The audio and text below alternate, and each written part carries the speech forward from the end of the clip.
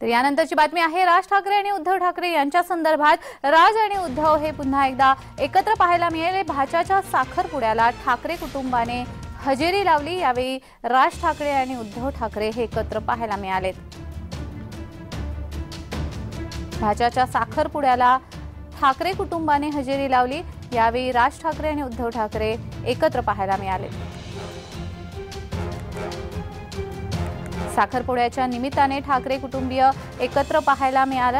राज ठाकरे आणि उद्धव ठाकरे हे साखरपुड्यामध्ये एकत्र पाहायला मिळालेत।